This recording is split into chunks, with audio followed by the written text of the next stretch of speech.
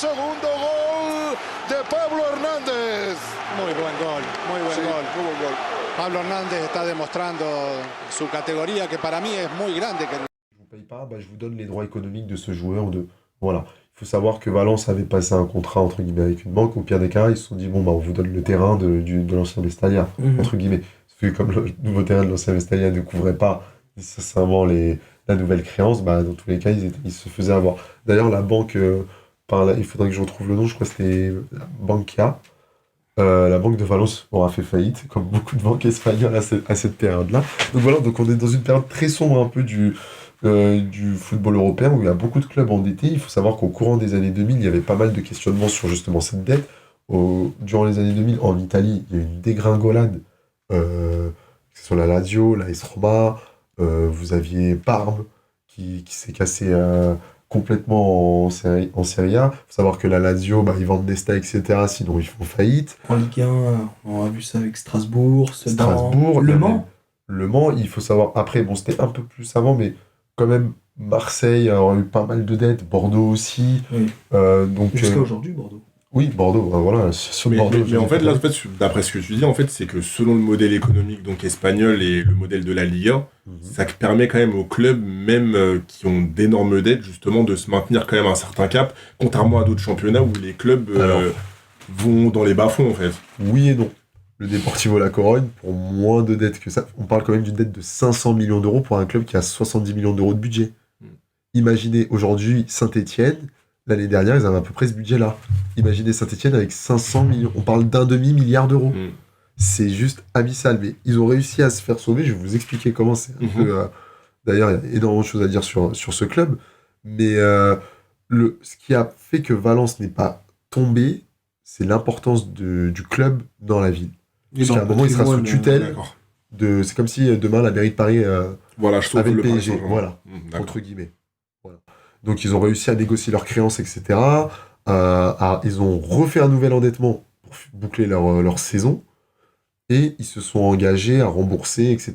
Et puis à reprendre le chantier du stade.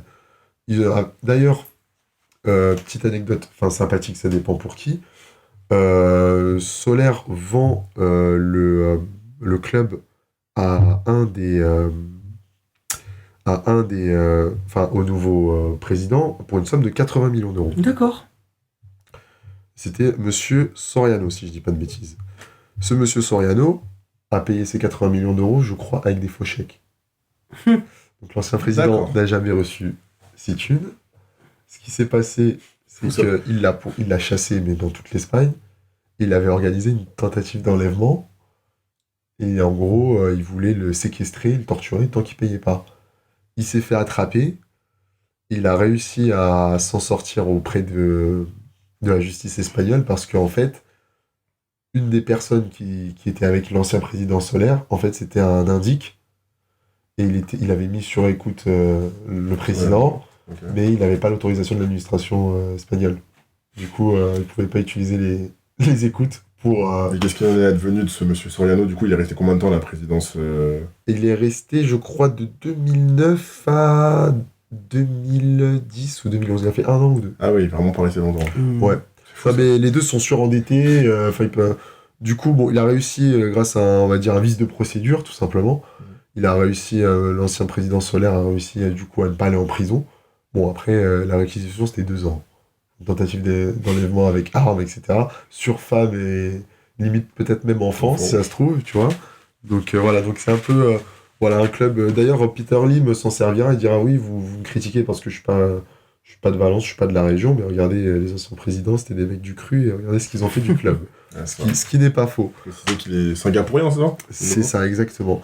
Et du coup, voilà, donc Valence est dans une dette abyssale, et justement, ce qui va sauver Valence, contrairement au Deportivo La Corogne, par exemple, c'est l'importance du club, et le fait aussi qu'ils aient quand même pas mal d'actifs, malgré la crise immobilière, et à un moment, je crois que c'est en 2010 ou 2011, de toute façon, si tu veux, la communauté de Valence, on va dire la région, s'était engagé à prendre Valence sous tutelle s'ils n'étaient pas capables de recouvrir leurs créances. D'accord. Donc c'est ce qui s'est passé. En fait, à un moment, Valence appartenait à la ville. C'est la notoriété en fait, du club qui les a permis en fait, de rester au plus haut niveau. C'est ça. Valence appartenait à la ville qui était déjà surendettée. Et la ville s'est chargée, entre guillemets, de retrouver un nouveau repreneur. D'ailleurs, petite parenthèse, enfin, je pense, après vous allez me dire si c'est vrai ou pas, un petit peu à l'image du FC Barcelone actuellement, donc il y a eu plusieurs leviers.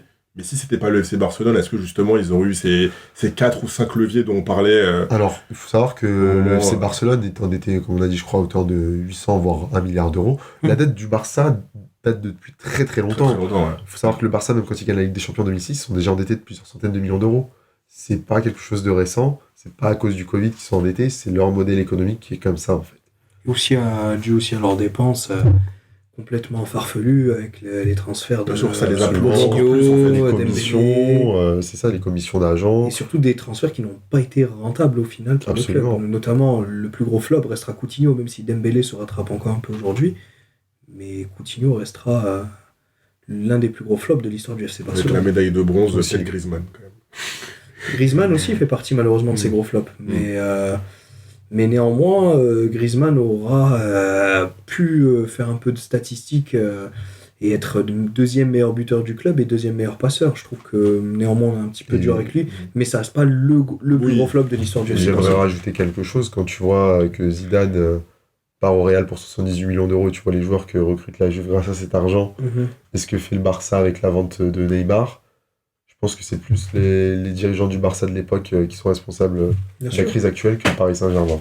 Je tenais à le préciser. Bah, et d'ailleurs, très décrié d'ailleurs, monsieur Bartomeu. Ah oui, au je moment, pense que c'est Pierre Mais après, je Président, pense que, je pense que ça a été l'un des pires présidents, effectivement, surtout sur On la fin, retiendra aussi. où il a très mal géré. C'est sûr, mais on retiendra aussi des recrutements de joueurs dont on ne connaît pas le nom et dont on investit des grosses sommes, comme un certain joueur brésilien dont je retrouverai le nom.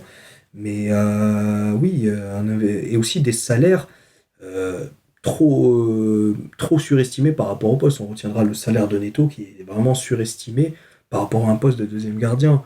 On retiendra aussi des transferts complètement ratés, comme Nelson Royal, comme tu l'as dit, Griezmann, comme Coutinho, comme Dembélé, qui aura fait un début de carrière au club vraiment catastrophique.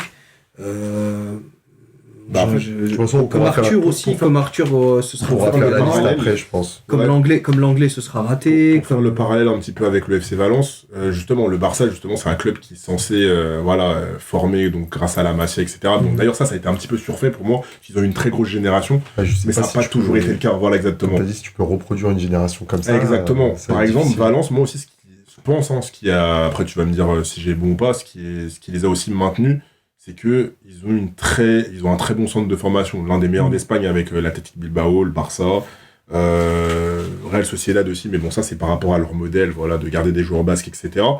Et je pense que ça les a maintenus en fait dans un bon environnement sportif, avec des joueurs, Ferran Torres, Solaire. Carlos Soler, Parejo. exactement, Lee Hin, du coup, le joueur Gaia. sud-coréen, Gaia, exactement, Jaume Jordi Alba. Domenech. Exactement. Donc je pense que il y a aussi ce côté-là de la Paterna, donc le centre de formation du FC Valence, qui a permis de les maintenir au haut niveau. Alors déjà, il y a aussi eu, on peut le dire, une sorte d'exploit, puisqu'après Coman, c'est Unai Emery qui arrive. Il arrive à les qualifier, je crois, quasiment à chaque saison en Ligue des Champions, ce qui permet de rentrer de l'argent dans le club et aussi de diminuer la dette à hauteur de 80 millions d'euros. Donc ça, c'est assez remarquable en 2-3 ans de diminuer autant sa dette avec un budget aussi, on peut dire, faible de Valence, parce qu'à ce moment-là, les clubs commencent vraiment à avoir des très très gros budgets, où quand tu disputes régulièrement la Ligue des Champions, tu es très régulièrement à 100, 120, voire 150 millions d'euros à ce moment-là en termes de budget. Donc voilà, ce qui a permis de maintenir Valence, c'est, comme tu as dit, son centre de formation. Le fait aussi qu'ils aient réussi à négocier leur dette, donc ça leur a permis de respirer un peu. Et à ce moment-là, il faut regarder, c'est un club qui est surendetté, mais c'est un club qui ne vend pas ses meilleurs joueurs. C'est très très rare pour le souligner. On a eu quand même Rodrigo, l'attaquant qui a signé à Leeds, qui a signé pour une belle somme. Moi je parlais sur 2007-2008. Ah, pardon. excuse-moi. Sur 2007-2008, si vous regardez 2008-2009, 2009-2010, je crois que le premier gros départ, c'est Villa, après la Coupe du Monde, pour le Barça. Pour le Barça. Mais avant, Silva aussi. le qui s'en va à Valence, Manchester City. Porte il le coûte même mercato. pas je crois. grand-chose. En Pas fait, une somme pharaonique. les deux, il me semble que c'est 73 millions d'euros. Juste- Pour les deux. Et c'est la saison- 45. Petite Petite Mata, parenthèse, la saison d'après. mes chers, j'ai un trou de mémoire. Dani Parejo n'est pas formé au centre de formation de Valence. Non, il est formé au Real Il est de la Madrid. Castilla, oui, exactement. Ouais, il est au Real Madrid, ouais, exactement. Comme Juan Mata qui est formé au Real Madrid aussi. Exactement. Et sur le, comme tu dis, sur David Villa et David Silva, Villa, je crois qu'il part pour 45 ou 50 millions d'euros au FC Barcelone. Après une très belle Coupe du Monde. C'est ça, très très Remportée belle d'ailleurs Coupe du par Monde. la Roja. Effectivement. D'ailleurs, c'était un très très grand buteur. Hein. Si on regarde Bien les sûr. stats, cette année-là, à Valence, il s'en sort plutôt bien, malgré une 10e place. Il est quand même bien passé au classement 18 des buts. buteurs. C'est ça, 18 buts. Je crois que l'année suivante, il met peut-être 25 ou 28. Mhm. Faudrait vérifier. Mais voilà. Estos eran los aledaños de Mestalla justo al terminar el partido. Alrededor de 1.500 personas mostraban su descontento contra la directiva.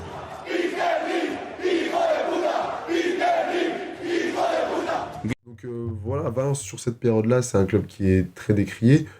On va pas trop s'exposer parce que moi, vraiment, l'objet même de ce sujet, c'était d'ailleurs de vous exposer cette période-là de Valence et aussi un peu le fonctionnement économique des clubs européens. Mhm. Mais rapidement, sur la situation actuelle, Peter Lim a récupéré le club, je crois, en 2015. Mhm. Il faut savoir que c'est pas parce qu'il est supporter du aficionados du Valencia, hein, tout simplement c'était la seule opportunité qu'il avait.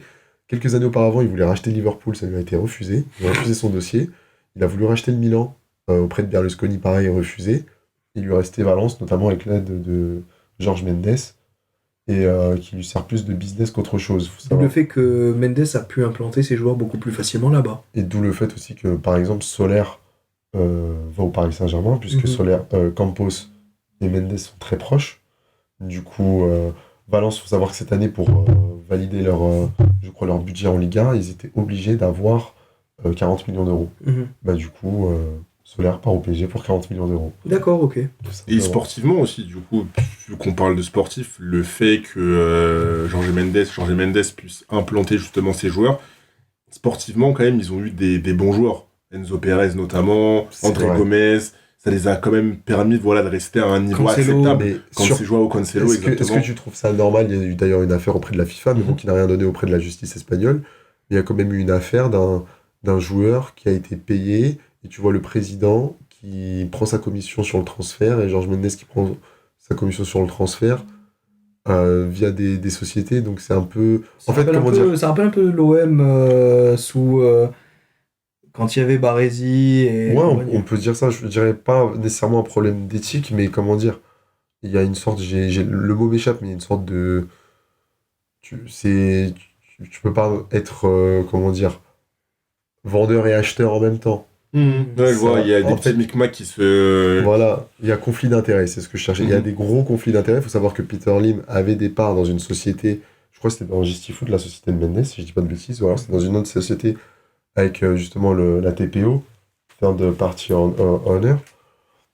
Et du coup, sur cette période-là, voilà, donc Peter Lim rachète le club, mais il y a beaucoup de transferts, de gros transferts qui arrivent, mais c'est des transferts qui arrivent très chers. Pourquoi? Parce que ce sont des joueurs sous Mendes. D'accord. Du coup, il y a des commissions.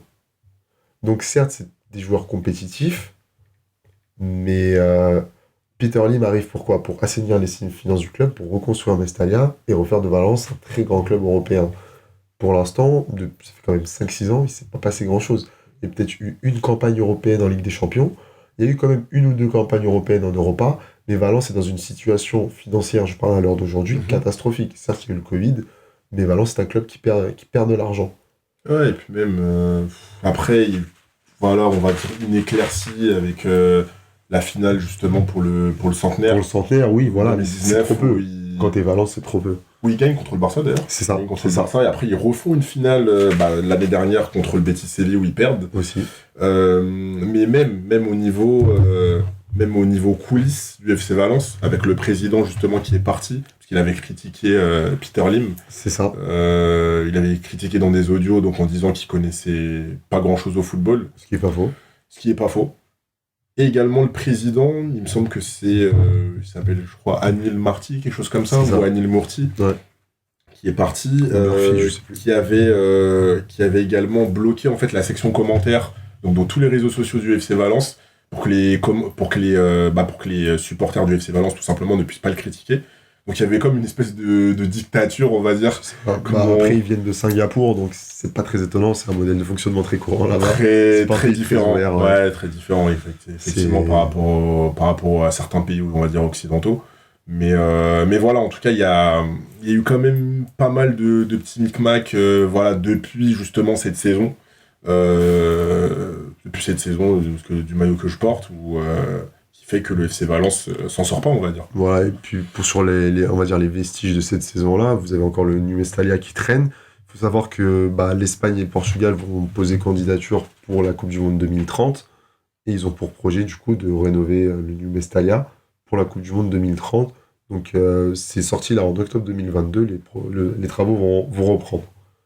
Enfin, et ils ont d'ailleurs réduit la capacité du stade, on passe je crois, sur du 55-60 000, avec une possibilité d'extension de places jusqu'à 70 000, je crois qu'ils peuvent rajouter 10 000 places comme ça. Et ils veulent faire un stade bourré de panneaux solaires pour alimenter tout le quartier, je crois, en énergie, etc. Pour nos amis écologues, ça pourrait les satisfaire. Niveau écologie, ouais, ça... Mais la question que je me pose, moi, c'est réellement, est-ce que c'est bien beau de construire des stades à 70, 80 000, etc. Mais est-ce que c'est des stades qui vont être réellement remplis? Parce que quand tu vois les Italiens qui veulent détruire des stades à 80 000 comme San Siro et construire un truc un peu plus petit... Je pense qu'à San Siro, on va le découvrir bientôt, mais à mon avis, il y a un petit business niveau immobilier, parce que San Siro est rempli cette année. Mm-hmm. C'est simple. Avec le retour du quand l'Inter tourne, quand le Milan tourne, San Siro, c'est plein. Mm-hmm. La Roma, c'est un peu plus compliqué. La Roma, pareil, on parle d'un nouveau stade à Rome depuis très très longtemps pour la Roma ou même la Lazio. Mais la Roma, cette année, c'est quasiment un guichet fermé à chaque match parce qu'il y a un engouement incroyable. Mm-hmm. Je pense que tout dépend de ce que tu offres aux supporters, comme dans tous les pays quasiment. Bien sûr. Et Valence, je trouve que 75 000, c'est un peu présomptueux, mais on ne sait pas si c'est des Murphy Out ou des trucs comme ça, des pancartes contestataires. Il y a 2 minutes spécifiques pendant les matchs de Valence. Et Valence, si tu regardes Mestalla, c'est pas souvent plein, notamment à cause de ça. Maintenant, ça reste un club très populaire ou très suivi. Mm-hmm. Et il y a d'ailleurs un nouveau groupe qui souhaite en fait prendre le pouvoir par les urnes. Enfin, pas par les urnes, mais qui souhaite avoir un droit de regard sur le club, puisque je vais pas rentrer dans le détail parce que c'est assez compliqué, mais en fait, le capital de Valence est divisé en millions d'actions, je crois. Et chacun a une part du club. Et en fait, il y a un groupe de supporters qui s'est dit, mais venez, on associe tous nos parts du club en même temps. Comme ça, on représente 5% du capital. Et si on représente 5% du capital, on peut demander au club un droit de regard sur les comptes. Et c'est ce qu'ils souhaitent se faire. D'ailleurs, il faut savoir que c'est pas un modèle de socios. Les seuls modèles de socios sont le Real, le Barça, Osasuna et Bilbao. D'accord. Qui n'ont pas été obligés en fait de passer sous le modèle capital en 92. À un moment, la Liga avait demandé à tous les clubs, voilà, vous arrêtez ce modèle de socios, vous passez sur le modèle de capital.